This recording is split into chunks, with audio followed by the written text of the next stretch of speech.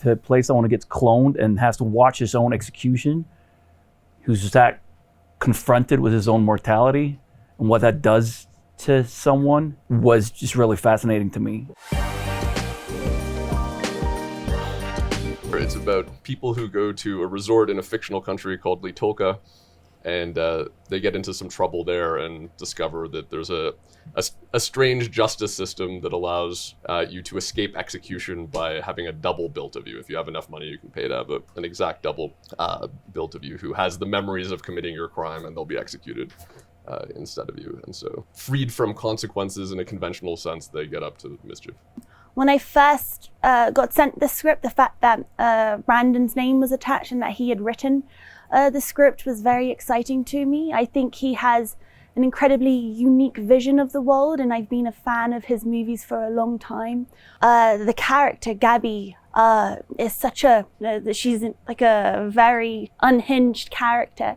And, you know, roles like that are such fun to play and a real gift. And I was about 4 pages in and I knew then that this was something I had to be a part of. I think most people in our society, it's kind of taboo and it's stigmatized, death. So, and to have something so tactile and so in your face, like in the movie, that you're actually watching your own death and how these characters react in that situation, how they plead for their lives, how they fight back sometimes. And because without giving too much away, it happens a couple of times in the movie.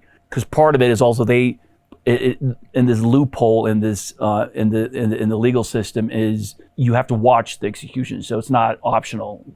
You have to sit and watch it, and it's quite graphic, and it's horrifying, but also, to James, fascinating and almost, I wouldn't say sexual, but there's something that like awakens in him, and which sets off this kind of morbid, chaotic the debauchery that ensues. I actually had a pretty bad vacation in Bali once that's kind of similar to our character's dynamic, not with the like fantastic sci-fi horror elements, but I think everyone's been on that vacation with like someone you're dating or like a partner, and it's just like horrific. I've definitely experienced that.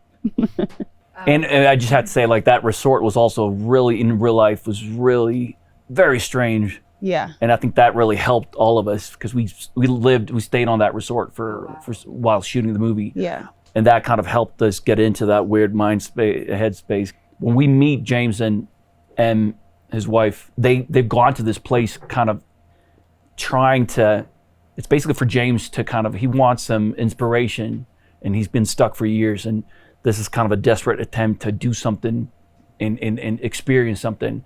And ironically, they don't experience anything there because it's like Brandon said, it's like this little bubble where all the cultural experiences are fabricated and fake, and you don't experience the real country around outside of the barbed wire fence. So nothing happens, and then everything happens.